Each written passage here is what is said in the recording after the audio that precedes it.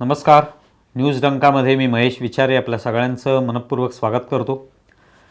मित्रांनो, महाराष्ट्रातलं राजकारण गेल्या काही वर्षात खूप मोठ्या प्रमाणावर बदललेलं आपल्याला पाहायला मिळतं. म्हणजे महाविकास आघाडीचं सरकार आलं, त्यानंतर ते सरकार पडलं, एकनाथ शिंदे त्यांच्यासोबत काही आमदारांना घेऊन बाहेर पडले, अजित पवार काही आमदारांना घेऊन बाहेर पडले, ते दोघंही सत्तेमध्ये आता सहभागी झालेले आहेत.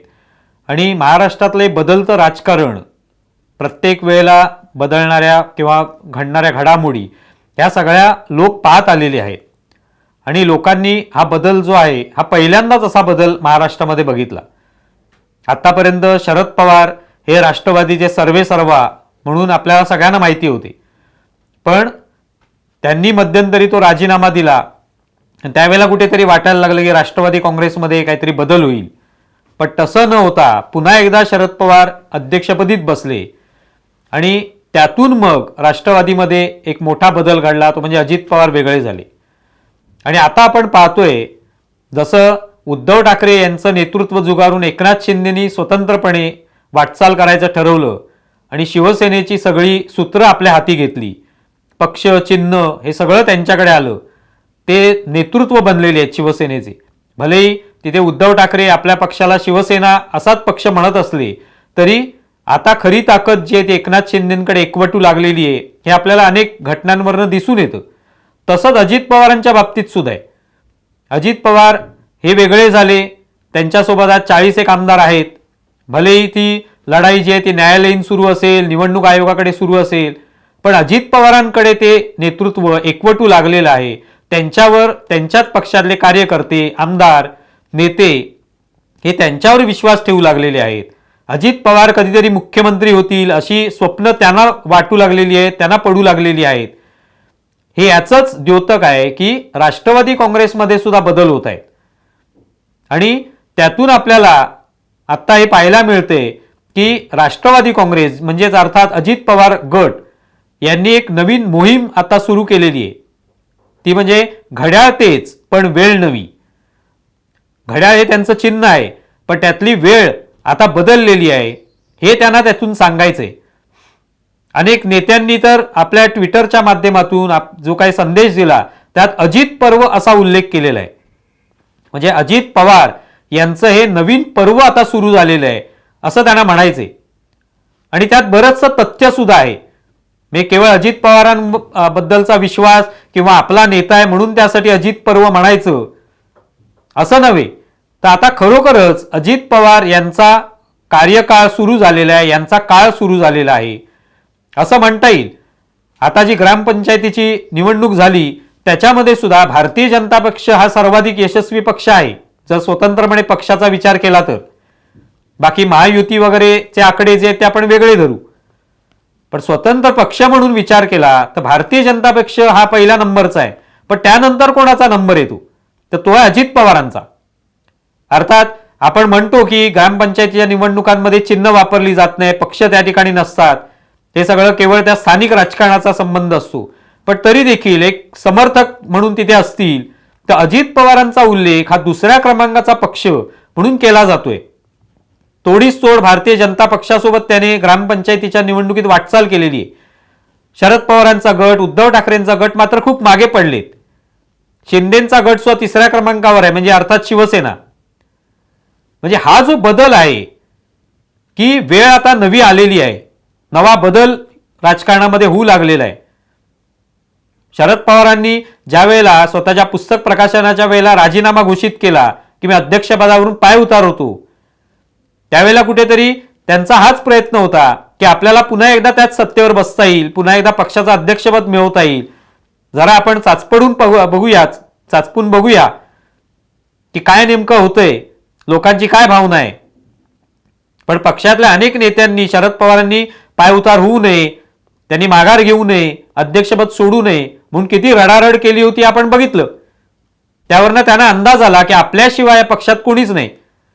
पण त्याच वेळेला तुम्ही पाहिलं असेल अजित पवारांची काय परिस्थिती होती, त्यांच्या चेहऱ्यावरचे भाव, ते कशा पद्धतीने जे नेते रडत होते किंवा पवारांना विनंती करत होते त्यांना कसं ते सांगत होते हे आपण बघितलं.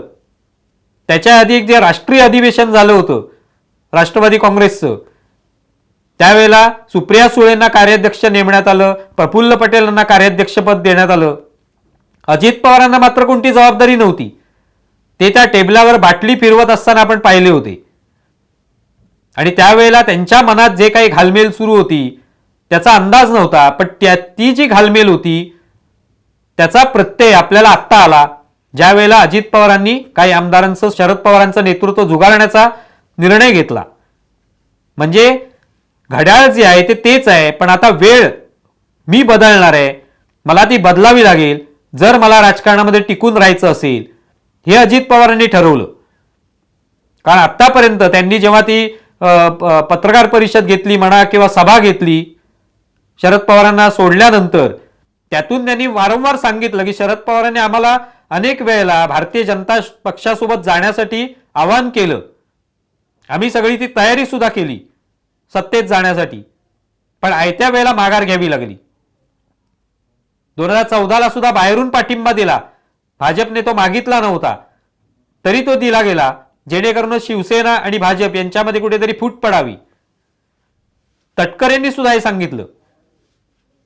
पण हे सगळं झाल्यानंतर शेवटी नवीन काहीच त्यातून घडत नव्हतं. शरद पवारांकडेच सगळी सूत्र होती आणि अजित पवार मात्र कुठेतरी दूर फेकले गेले होते. सुप्रिया सुळेंचं नाव मात्र त्या ठिकाणी येत होतं. तर अशा सगळ्या परिस्थितीमध्ये अजित पवारांनी हा निर्णय घेतला की आता घड्याळ तेच ठेवायचं, पण त्याचे काटे बदलायचे, काटे फिरवायचे, वेळ सगळी बदलून टाकायची. आणि त्या पद्धतीने त्यांनी वेळ बदललेली. आणि म्हणून ते सत्तेत आलेत की आता जो काही निर्णय शरद पवार घेत होते ते अगदी शेवटच्या क्षणी बदलायचे, पण आपण आता हा निर्णय घ्यायचाच आणि सत्तेमध्ये सहभागी व्हायचं.